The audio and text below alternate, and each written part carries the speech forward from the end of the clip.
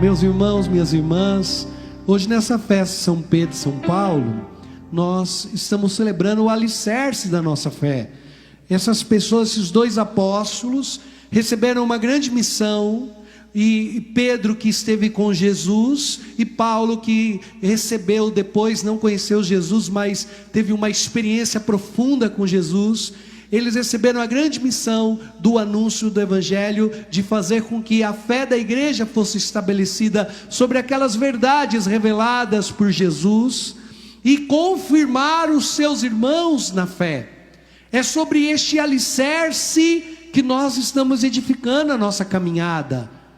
E eu quero dizer isso para você, querendo lembrá-lo de que você não deve ser católico por outro motivo que não seja alicerçar a sua fé católica em outros alicerces que não sejam estas verdades proclamadas pelo apóstolo, confirmada e ensinada a cada um de nós. Você não pode alicerçar a sua caminhada na igreja por causa do padre, porque o padre vai embora, porque o padre também pode errar, e se o padre cair, você cai junto. Você não pode basear a sua fé na igreja por causa das amizades, porque as pessoas podem nos passar para trás. Um dia é o teu melhor amigo, e outro dia você finge que nem nunca te viu. Você não pode basear na sua pastoral, porque uma hora você pode ser trocado de pastoral. Você não pode basear na voz bonita do ministério, porque tem dia que está rouco. Não dá para basear, amados irmãos, nem na atenção da comunidade. Não, padre, eu deixei de ser católico porque eu passei por um momento difícil e ninguém da igreja me ligou, não me deu apoio. Muito triste que isso não tenha acontecido, mas pode acontecer. Nós não somos católicos por causa dessas coisas. A garantia que nós damos, o crédito que nós damos para a igreja, para professar a nossa fé católica, não está baseado nas pessoas, no que elas são, no que elas fazem, ou no que elas nos oferecem, porque tudo isso, e porque as pessoas são passageiras. Nosso crédito, a nossa garantia de abraçarmos a fé católica está alicerçada nas verdades proclamadas, ensinadas por Pedro, Paulo e os apóstolos, e por isso dizemos que somos católicos apostólicos.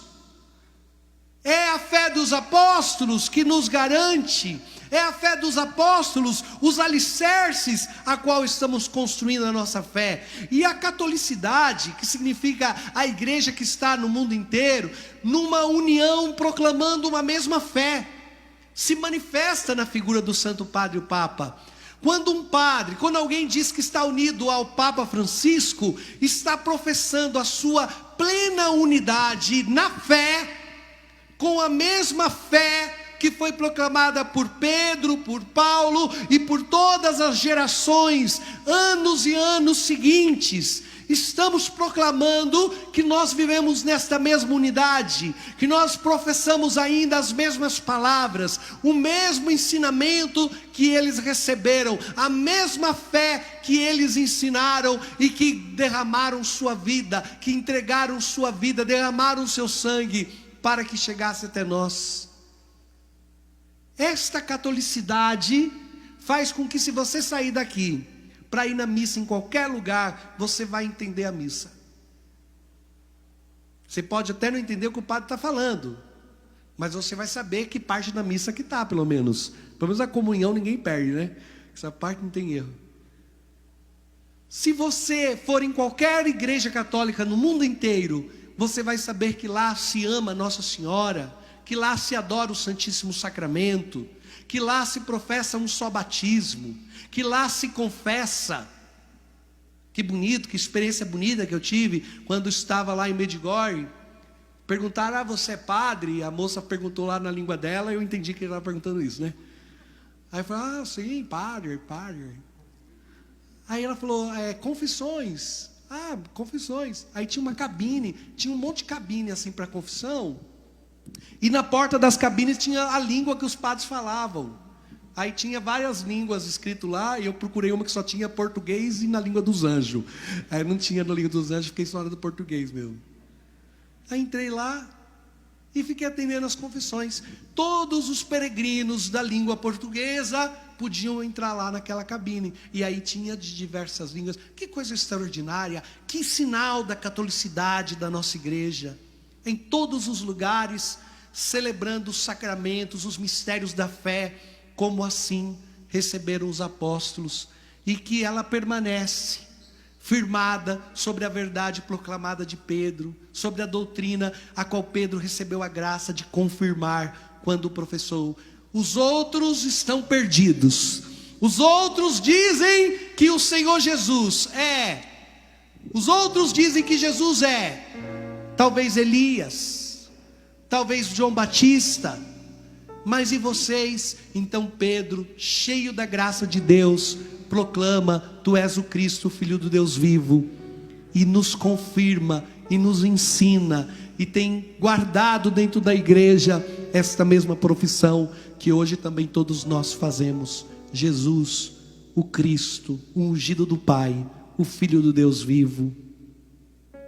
Amados irmãos, nós continuamos a proclamar a fé que Paulo anunciou, a ponto de dar a sua vida em muitos lugares, em muitas cidades, constituindo pequenas comunidades, os educando sobre a moral cristã, sobre a fé católica. Ele foi ensinando em plena comunhão com o colégio apostólico. Lembra quando lá houve o concílio de Jerusalém?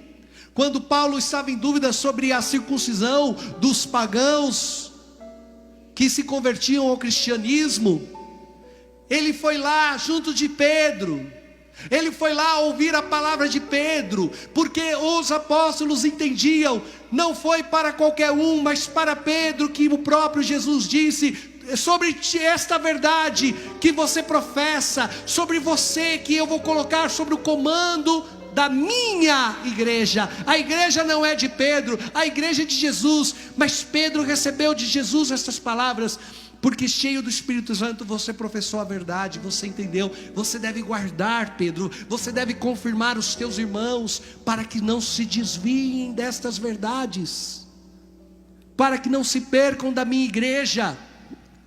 Apacenta o meu rebanho, Pedro. Apacenta o meu rebanho, Pedro. Pedro foi escolhido e enviado para comandar e confirmado pela graça de Deus. Quando nós ouvimos na primeira leitura que ainda preso, Deus envia um anjo para o libertar, porque ele tinha uma missão, meus irmãos, minhas irmãs. Que coisa extraordinária, que alicerces firmes de fé que nós estamos enraizando a nossa caminhada. É sobre o sangue derramado de Pedro e de Paulo. Por isso a igreja católica, uma só fé no mundo inteiro. Apostólica, porque não é a fé de que cada um entende do seu jeito. Não é a fé que eu prego para vocês, porque eu li a palavra e entendi do meu jeito, diferente do outro padre, do outro. Cada padre tem a sua doutrina. Não, é uma única e mesma doutrina, porque é a doutrina dos apóstolos. Ela é apostólica e ela é romana, porque foi em Roma que Pedro e Paulo derramaram o seu sangue. Foi lá em Roma que estes dois pilares da evangelização entregaram a sua vida, e onde os cristãos foram perseguidos, foi agora edificada a sede da fé cristã. É sobre estes alicerces que estamos firmando a nossa caminhada. Você está me entendendo? Se está entendendo, pode aplaudir.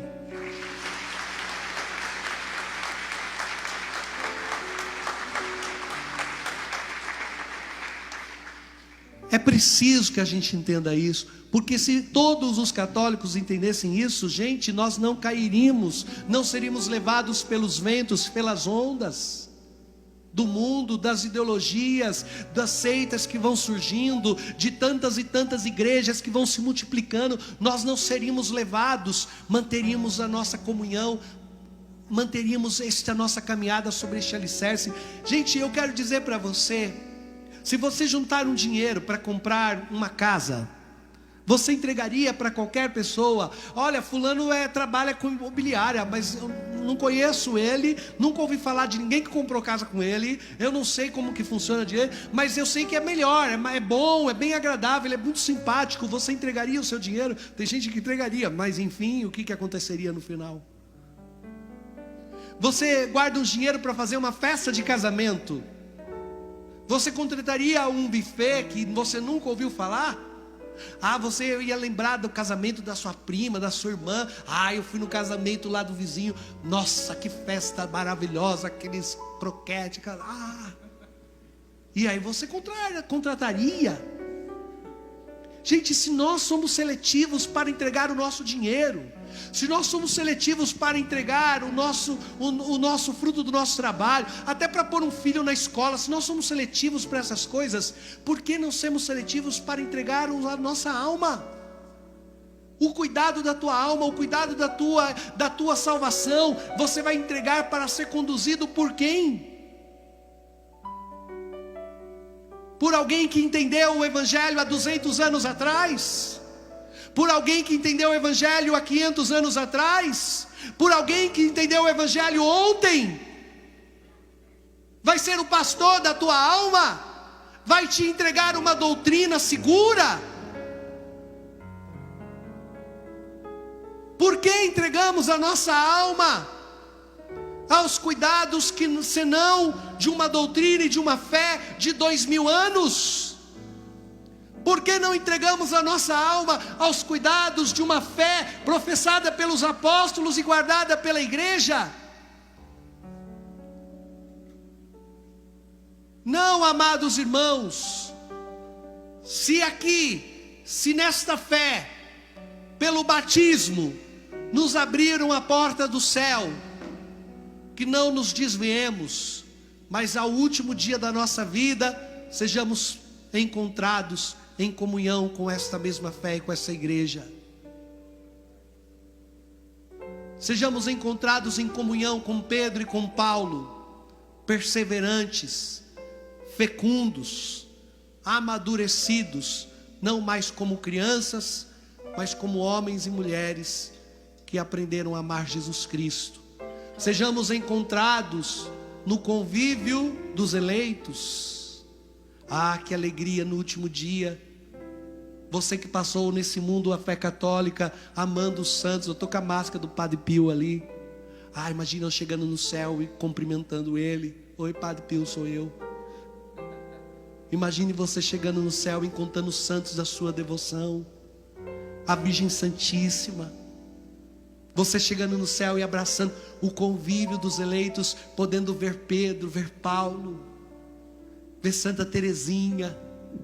Amados irmãos, morrer em comunhão com esta fé é termos a certeza de que nós fomos precedidos por santos, por mártires. Fomos precedidos nessa mesma fé por inúmeros homens e mulheres que deixaram rastros de milagre, corpos incorruptíveis, de uma igreja que levou a sociedade a experimentar tantas graças que nascem do amor, da caridade e da entrega ao próximo. Sejamos todos nós perseverantes e fiéis, com Pedro, com Paulo, na união desta fé que iremos professar agora em seguida. Possamos todos nós um dia também conviver com os eleitos no reino dos céus. Louvado seja nosso Senhor Jesus Cristo.